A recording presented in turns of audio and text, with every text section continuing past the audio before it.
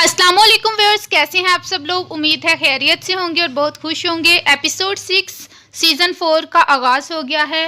Episode की तरफ आगे बढ़ने से पहले काइंडली मेरा चैनल सब्सक्राइब करिएगा और बेल आइकन पे क्लिक करिएगा ताकि हर आने वाले एपिसोड की नोटिफिकेशन आपको मिल सके।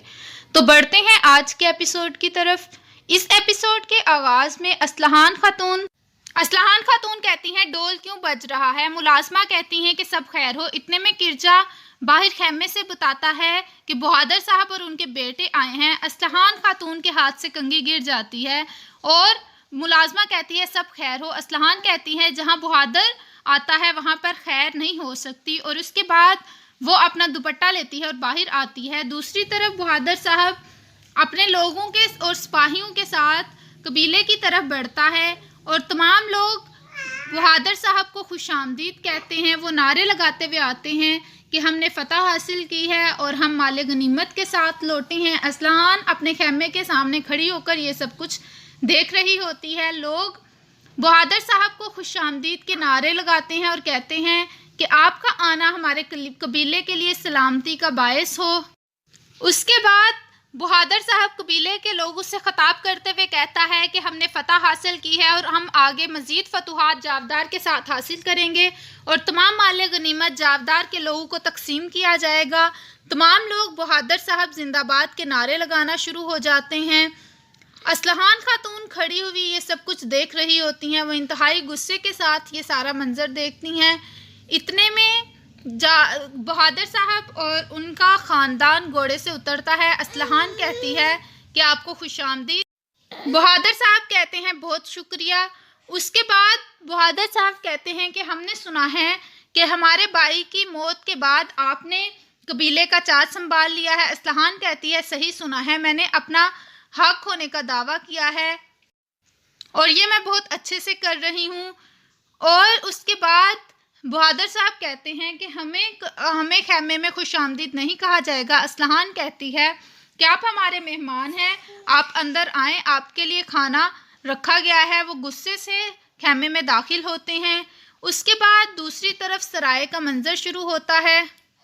कमांडर आरएस दुंदार और आर्तुक साहब के साथ बैठा होता है और खाता चला जाता है। दुंदार कहता है आप अपने दौरे की वजह तो बताएं। कमांडर आरएस कहता है मैं बाजार के मसले पर बात करना चाहता हूं। जैसा कि आप सब जानते हैं कि तमाम ताजर यहां पर महफूज नहीं हैं। आने वाले काफिलों पे डाकू हमला करते हैं। आपके सिपाही उनकी हिफाजत से करने से कासर हैं। दुंदार कहता है कि अल्लाह के हुक्म से मेरे सिपाही अब दोबारा से तानियात हो गए हैं और वो बहुत जल्द ये सारा काम ख़त्म कर देंगे। कमांडर आरएस कहता है कि ये आप भी जानते हैं कि ये मसला हल नहीं हो सकता। आपके सिपाही उनकी हिफाजत करने से कतरा रहे हैं और उनसे ये सारा कुछ नहीं हो पा रहा। डाकू की तादाद बढ़ती चली जा रही है और यहाँ तक कि मेरे यूनानी ताजर जिनकी हिफाजत की ज़िम्मेदारी मेरी है वो उनको रोक दिया जाएगा। आपको चाहिए कि ये बाज़ार किसी को बेच दिया जाए ताकि इसको दोबारा से इसकी असली हालत में वापस लाया जा सके। आर्तुक साहब और दुंदार परेशान हो जाते हैं। आर्तुक साहब कहते हैं और दुंदार कहता है ये अर्तुल साहब की विरासत है, हम इसको इस तरह से नहीं बेच सकते, हम इसको ठीक करने की कोशिश कर रहे हैं। कमांडर आरएस कहता है कि फिर अगर आपने ना बेचा तो मैं यूनानी ताजरों को रोक दूंगा। दुंदार कहता है आपका मशवरा ठीक है। आर्तुक साहब परेशान हो जाते हैं। उसके बाद कमांडर आरएस वहाँ से चला जाता है। दुंदार परेशान होकर एक तरफ को चला जाता है। आर्तुक साहब भी परेशान हो जाते हैं। दूसरी तरफ जंगल का मंजर शुरू होता है। गुलाम फरोश ताजर अपने गुलामों को लेकर जाता है और एक गुलाम को मुसलसल कोड़े मारता जाता है और वो गिर जाता है। अर्तुल उसके हाथ से कोड़ा खींचता है और उसके साथ लड़ना शुरू हो जाता है और कहता है कि तुम ऐसे लोगों पर जुल्म कर रहे हो जिनको तुमने बांधा हुआ है। उसके बाद वो ताजर पूछता है कि क्या मामला हुआ है। अर्तुल कहता है कि तुम्हें शर्म नहीं आती उनके हाथ बांधकर उन पर जुल्म करना। ताजर कहता है तो इसका मतलब है कि अब तुम्हें भी इसकी सज़ा मिलेगी। हम एक जगह पहुंचते हैं और वहाँ तुम्हें इसकी सज़ा मिलेगी। दूसरी तरफ असलहान खातून अपनी मुलाजमा को कहती है कि बहादुर साहब और उनके ख़ानदान के लिए खेमे का बंदोबस्त किया जाए। बहादुर साहब कहते हैं कि हम यहाँ बतौर मेहमान बनकर नहीं आए बल्कि हम इस कबीले में रहने आए हैं। और उसकी बीवी कहती है कि रिश्तेदारों के लिए مرکزی خیمے میں جگہ ہوتی ہے۔ اسلحان کہتی ہے کہ آپ کو اس خیمے میں بہت خوش آمدید، لیکن آپ کا خیمہ تیار ہے، آپ وہاں پر رہیں جب تک آپ رہنا چاہتے ہیں۔ بہادر صاحب کا بیٹا کہتا ہے کہ ہم یہاں کے لوگ ہیں اور ہم یہاں ہی رہیں گے۔ اسلحان کہتی ہے میں اپنے قبیلے کو بہت اچھی طرح سے سنبھال رہی ہوں۔ بہادر صاحب کہتے ہیں یہ سعادتین کوپیک کا حکم ہے کہ قبیلے کو سنبھالنا میرا کام ہے۔ دوسری طرف حلیمہ سلطان ارطغرل کی قبر پر بیٹھی ارطغرل کو یاد کر رہی ہوتی ہے۔ جب وہ آخری دفعہ ارطغرل سے ملتی ہے تو اسے یاد آتا ہے کہ ارطغرل نے اسے کیا کہا تھا۔ اتنے میں وہاں پر بمسی آ جاتا ہے اور وہ دیکھتا ہے اور وہ اللہ تعالیٰ سے دعا کرتا ہے کہ اے اللہ، کاش ان کی جگہ میں مر گیا ہوتا، مجھے اس بچے کا دکھ نہ دیکھنا پڑتا اور مجھے اپنے بھائی کے بغیر نہ رہنا پڑتا۔ اچانک سے ارطغرل کا گھوڑا جگانی آ رہا ہوتا ہے۔ گندوز خوشی کے مارے بولنا شروع ہو جاتا ہے۔ حلیمہ سلطان بھی کھڑی ہوتی ہیں اور آگے بڑھتی ہیں۔ جگانی آ کر حلیمہ سلطان اور گندوز کے پاس رک جاتی ہے۔ حلیمہ پکڑتی ہے اور کہتی ہے کہ میرے شیر دل کے گھوڑے، شکر ہے تم آ گئے ہو۔ دوسری طرف جنگل میں ایک جگہ رک کر ارطغرل کو باندھ دیا جاتا ہے اور باقی تمام لوگوں کو زنجیروں کے ساتھ باندھا ہوتا ہے اور ان کو وہاں پر ہی لٹا دیا جاتا ہے۔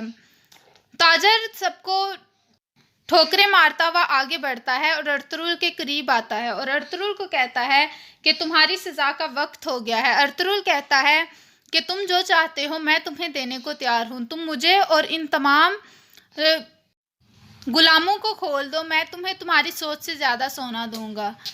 تاجر ہنسنا شروع ہو جاتا ہے اور کہتا ہے کہ تمہیں کیا لگتا ہے میں تمہیں جس کو بیچوں گا وہ مجھے تم سے بھی زیادہ سونا دے گا؟ ارطغرل کہتا ہے اس کا مطلب ہے وہ کوئی امیر آدمی ہے، یا کوئی شہنشاہ یا پھر کوئی گورنر۔ تاجر وہاں پر ہی خاموش ہو جاتا ہے اور کہتا ہے تم بہت بولتے ہو اور چلا جاتا ہے۔ دوسری طرف وہ اپنے آدمی کو کہتا ہے کہ اس کو ساری رات یہاں پر اسی طرح رکھنا ہے تاکہ اس کو پتہ چلے۔ دوسری طرف کائی قبیلے کا منظر شروع ہوتا ہے۔ حلیمہ سلطان جو گانی پر بیٹھی آ رہی ہوتی ہیں، تمام لوگ خوشی سے پھولے نہیں سماتے۔ حائمہ خاتون بھی اپنے خیمے سے نکلتی ہیں اور وہ بھی کہتی ہیں کہ جگانی تم آ گئے۔ اس کے بعد وہ گھوڑے کو پکڑ کر کہتی ہیں کہ قیامت والے دن گھوڑے کی پیشانی پر اچھائی لکھی ہوگی، یہ ہمارے نبی کی حدیث ہے۔ میرے بیٹے کی تم سواری ہو اور شکر ہے کہ تم ہمارے پاس لوٹ آئی۔ جیسا کہ ہم کرتے ہیں کہ ہم گھوڑے کی دم کاٹ کر اس کی قبر پر لٹکا دیتے ہیں، تمہارے ساتھ بھی ہم ایسے ہی کریں گے۔ دوسری طرف سعادتین کوپیک بیٹھا ہوتا ہے اور ایک آدمی محافظ آ کر بتاتا ہے کہ دندار آیا ہے۔ سعادتین کوپیک کہتا ہے اسے اندر بھیجو۔ دندار اپنے تلواریں وغیرہ دے کر اندر جاتا ہے اور اس کے بعد وہ سعادتین کوپیک کو بتاتا ہے کہ کمانڈر آرس مجھے ملنے آیا تھا۔ سعادتین کوپیک کہتا ہے وہ کیوں آیا تھا، اس کا کیا مسئلہ ہے؟ دندار کہتا ہے وہ چاہتا ہے کہ ہم بازار بیچ دیں، کسی نہ کسی طرح میں بھی یہ چاہتا ہوں، لیکن ہم آرس کو کس طرح سے بیچ سکتے ہیں، مجھے اپنے قبیلے والوں سے یہ بات پوچھنی پڑے گی۔ سعادتین کوپیک کہتا ہے میں تمہارے ساتھ ہوں، تم جو بھی کرو گے تم اپنے گھر والوں سے مشورہ کر لو اور اس کے بعد جو تم چاہتے ہو ہم ویسا ہی کریں گے۔ اور اس کے بعد دندار کہتا ہے آپ کا بہت شکریہ۔ سعادتین کوپیک کہتا ہے جاؤ اور اپنی ماں سے مشورہ کر لو اور اس کے بعد میرے پاس آنا، اور پھر دندار اٹھ کر وہاں سے چلا جاتا ہے۔ سعادتین کوپیک خوش ہو جاتا ہے کیونکہ یہ اسی کی ایک سازش ہوتی ہے۔ اس کے بعد دوسری طرف کائی قبیلے کا منظر شروع ہوتا ہے۔ حلیمہ سلطان نماز کے بعد دعا کر رہی ہوتی ہیں۔ وہ دعا کرتی ہیں کہ اے اللہ تو کسی بھی انسان پر اس کی زیادہ بوجھ نہیں ڈالتا اور ہر مشکل کے ساتھ آسانی ہے۔ اے اللہ میرے دل کا بوجھ ہلکا کر دے اور میرے دل میں سے غم کو ختم کر تاکہ میں اپنے بچوں اور اپنے قبیلے کی دیکھ بھال کر سکوں۔ اس کے بعد دوسری طرف رات کا منظر شروع ہوتا ہے۔ تمام غلام سو چکے ہوتے ہیں لیکن ارطغرل کو سزا کے طور پر بٹھا کر باندھا گیا ہوتا ہے۔